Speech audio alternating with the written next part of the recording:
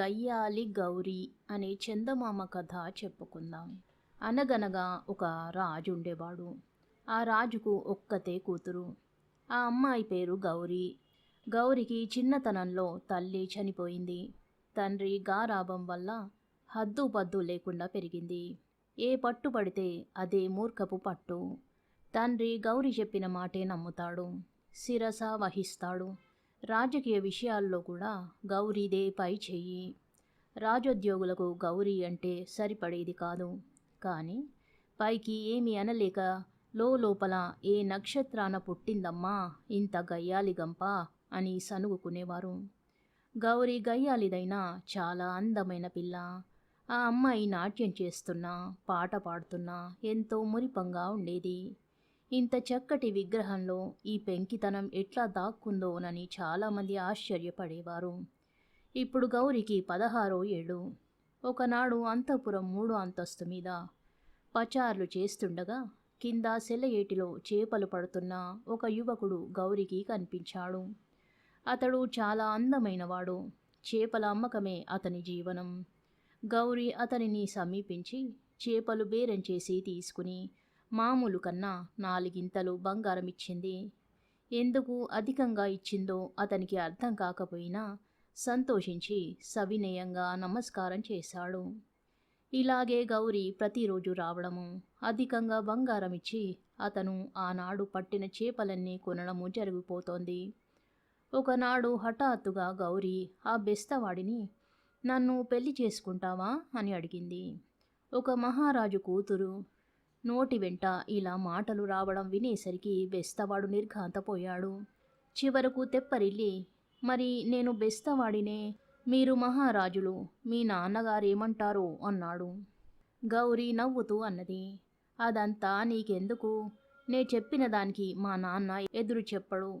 నా మాట ప్రకారం జరిగి తీరవలసిందే. అతడు మౌనంతో తన అంగీకారం సూచించాడు. వెంటనే గౌరీ తండ్రిని ఒప్పించి నిశ్చయించింది పెళ్ళి. అతనికి దుస్తులకు గాను ఒక పెట్టెతో బంగారం పంపింది. అతడు సర్వాలంకారాలు చేసుకుని పెళ్లికి తరలివచ్చాడు. రాజమర్యాదల ప్రకారం పెళ్లి జరిగింది. పెళ్లి నాటి రాత్రి విందులో రాజమర్యాద ప్రకారం వధూవరులిద్దరూ బంగారం పల్లెంలో కలిసి భుజించాలి. కానీ గౌరికి అది ఇష్టం లేదు. పెద్ద పెద్ద రాజోద్యోగులు, సామంతరాజులు విందుకు పంక్తిలో నున్నారు. గౌరికి అయిష్టమైన ఆచార ప్రకారం బంగారు పల్లెంలో ఇద్దరికి వడ్డించారు. గౌరికి మితిలేని అహంకారం వచ్చింది. వరుడికి వేరే పల్లెం పెట్టమన్నది. కానీ పెద్దలు ఒప్పుకోలేదు. శివమెత్తిన దానికి మళ్ళీ గౌరీ రాజమర్యాద పాటించడం, వధూవరులిద్దరూ రాజకుటుంబీకులు అయినప్పుడు గాని వరుడు బెస్తవాడైనప్పుడు కాదు అని అరిచింది. ఇది వినేసరికి అంతా తెల్లబోయారు. విందుకొచ్చిన పెద్దలలో గుసగుసలు బయలుదేరాయి. రాణివాసపు స్త్రీలంతా ముక్కున వేలేసుకున్నారు. అందరూ ఒక్క మాటుగా పెళ్లి కుమారుడి వైపు ఎగాదిగా చూశారు. 1000 శూలాలతో పొడిచినట్లయింది అతనికి. అతను వెంటనే అక్కడ్నుంచి లేచి వెనక్కి తిరిగి చూడకుండా వెళ్ళిపోయాడు. విందులో కల్లోలం బయలుదేరింది. గౌరి కళ్ళల్లో నీరు నిండింది. పసిపిల్ల మాదిరిగా పెద్దగా ఏడవసాగింది. పాపం గౌరీ అతనిని నిజంగా ప్రేమించింది. కానీ తన అహంకారము, ధనగర్వమే ఇలా జరగడానికి కారణమని గ్రహించి చాలా బాధపడ్డది. ఈ హడావుడిలో వరుడెటుపోయాడో ఎవ్వరూ చూడలేదు. గౌరీ ఈ అవమానాన్ని భరించలేకపోయింది. ఆ రాత్రే అంతఃపురం వదిలి అతన్ని వెతకడానికి బయలుదేరింది. వేలకు తిండి లేక దిగులుతో సగమై అలా భర్తని వెతుకుతూ పోగా కొన్ని రోజులకు ఒక చిన్న గ్రామంలో గౌరికి తన భర్త కనిపించాడు. అతడు చాలా మారిపోయాడు. పట్టుదల అతని కళ్ళల్లో తాండవిస్తుంది. అతడు గౌరిని గుర్తించాడు. కానీ మాట్లాడకుండా తిరిగిపోయాడు. గౌరికి రోషమొచ్చింది. అయినా అతనికి తెలియకుండానే అతనిని అనుసరించి వెళ్ళి చివరికి అతను ఒక గుర్రపుశాలలో పని చేస్తున్నట్టు తెలుసుకుంది. ఆ గుర్రపుశాల యజమానిని సమీపించి అతని దగ్గర పనిచేస్తున్నది తన భర్తేనని, తన మీద కోపం చేత తనతో మాట్లాడడం లేదని చెప్పింది. అందుకు యజమాని పెద్దగా నవ్వి, భలే దానివే, మహా చక్కటి కథ అల్లావు. అతడు మూగవాడు, బ్రహ్మ కూడా అతన్ని మాట్లాడించలేడు అన్నాడు. ఇది వినేసరికి గౌరికి కోపమొచ్చింది. యజమాని తనని మోసగిస్తున్నాడని తెలుసుకుంది. తప్పకుండా మాట్లాడిస్తానంది. పుట్టుమూగను పలికించడం నీ చేతగాదన్నాడు యజమాని. అలా కాదు, నాకు 3 రోజులు గడువివ్వండి. ఈ 3 రోజులలో పలికించలేకపోతే నాకు ఏ శిక్ష అయినా విధించండి అంది గౌరీ. ఎందుకమ్మాయ్ వృధాగా ప్రయత్నం చేసి ఓడిపోతావ్? నీకు తెలియదేమో, ఈ ఊరిలో పందెముడ్డి ఓడిపోయిన వాళ్ళకి శిరశ్ఛేదన అన్నాడు యజమాని. అందుకు కూడా సిద్ధమే అంది గౌరీ. గౌరీ ఆనాటి నుంచి అతన్ని మాట్లాడించడానికి అనేక ప్రయత్నాలు చేసింది. అతను ఉలకలేదు, పలకలేదు. రోషమొచ్చి అతనిని దూషించింది. అతను దీనికి కూడా ఏమీ మాట్లాడలేదు. తిరిగి వెళ్ళిపోయాడు. గౌరీ పెద్దగా ఏడ్చింది. 2వ రోజు గౌరీ తన చాకచౌక్యమంతా వినియోగించి బ్రతిమాలింది. తను అతనిని ప్రేమించిన మధుర క్షణాలు జ్ఞాపకం చేసింది. కాని అతడు చలించలేదు. 3వ రోజు కూడా గౌరీ తన పంతం నెగ్గించుకోలేకపోయింది. పందెం ఓడిపోయింది. శిక్ష విధించాలి అని నిశ్చయించారు. ఆ రోజు గౌరికి ఉరిశిక్ష. గౌరీ కన్నీళ్లతో భర్త వైపు చూసింది. అతను గంభీరంగా ఉన్నాడు. చూడవచ్చిన వారిని అందరినీ వేడుకుంది. కానీ ఎవ్వరూ జాలిపడలేదు. పెద్ద పెట్టున ఏడ్చింది. ఇప్పుడు గౌరికి తన తప్పు తెలిసింది. తన అహంకారమే తన్ని గతికి తెచ్చిందని గ్రహించింది. తలారి గౌరిని శిరశ్ఛేదనకై వెంటబెట్టుకుని వెళ్ళాడు. కాని సమయానికి ఆపండి, వధ ఆపండి అని ఒక కేక వినబడింది. ఆ గొంతు ఆమె భర్తదే.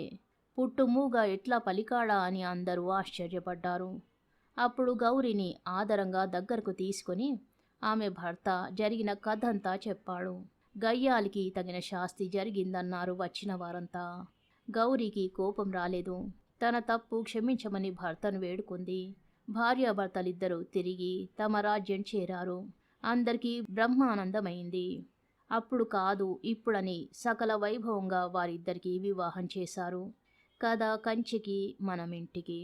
కథ సమాప్తం. దేవరకోట అనే మరో చిన్న కథ చెప్పుకుందాం. 400 పైచిల్లర సంవత్సరాల క్రితం శ్రీకృష్ణదేవరాయలు దక్షిణ దేశాన్ని వైభవంగా పాలించాడు.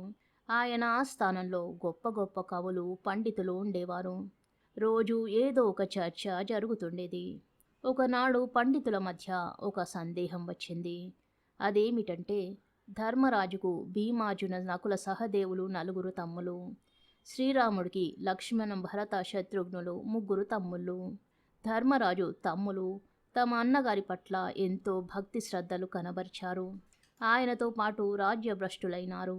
అరణ్యవాసం, అజ్ఞాతవాసం చేశారు. అలాగే శ్రీరాముడి తమ్ములు కూడా అన్న పట్ల ఎంతో భక్తి శ్రద్ధలు కనబరిచారు. లక్ష్మణుడు అన్న వెంట 14 ఏళ్ళు అరణ్యవాసం చేసి రాత్రింబగళ్ళు కన్ను మూయలేదు. భరతుడు కోసల దేశానికి రాజై కూడా సింహాసనం మీద తన అన్నగారి పాదుకలుంచాడు గాని తాను కూర్చోనే లేదు. ఇప్పుడు సమస్య ఏమిటంటే, ధర్మరాజు తమ్ముల భక్తి శ్రద్ధలు గొప్పవా, రాముడి తమ్ముల భక్తి శ్రద్ధలు గొప్పవా? సభలో కొందరు ధర్మరాజు తమ్ముల పక్షం వాదించారు. మరికొందరు రాముడి తమ్ముల పక్షం వాదించారు. వాదన ఎంతకీ తెగలేదు. చివరక పండితులు శ్రీకృష్ణదేవరాయల వారిని చెప్పమని కోరారు. రాయలవారి విధంగా తీర్పు చెప్పారు. శ్రీరాముడి తమ్ములు శ్రీరాముడి కన్నా ఏ విధంగానూ ఎక్కువైన వారు కాదు. అన్నిటికీ అన్న మీద ఆధారపడిన వారు. ధర్మరాజు తమ్ములు అలా కాదు. వారు అనేక విధాల అన్నను మించిన వారై కూడా ఆయన కోసం సమస్త త్యాగాలు చేసి అష్ట కష్టాలు పడ్డారు. అందుచేత ధర్మరాజు తమ్ముల భక్తి శ్రద్ధలు ఎక్కువైనవి. ఈ మాటలకు సభలో పండితులు చాలా సంతోషించారు. ఇదంతా వింటూ రాయలవారికి వింజామరలు వీస్తున్న చాకలివాడు, ఈ అవతారంలో కూడా దేవరకు పాండవుల మీద పక్షపాతమే అన్నాడు. శ్రీకృష్ణదేవరాయలు భారతంలో కృష్ణుడి అవతారమని వాడి వాత్సల్యం.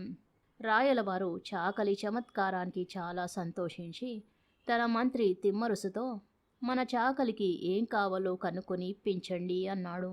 వెంటనే చాకలి, నాకు మరేమీ వద్దు, దేవరకోట ఇప్పించండి అన్నాడు. తిమ్మరుసు నిర్ఘాంతపోయాడు.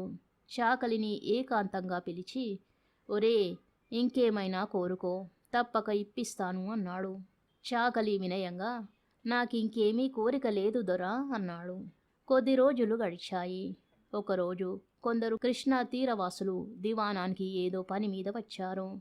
తిమ్మరుసు వారిలో ఒక మనిషి దేవరకోట అనే గ్రామం నుంచి వచ్చినట్టు తెలుసుకున్నాడు.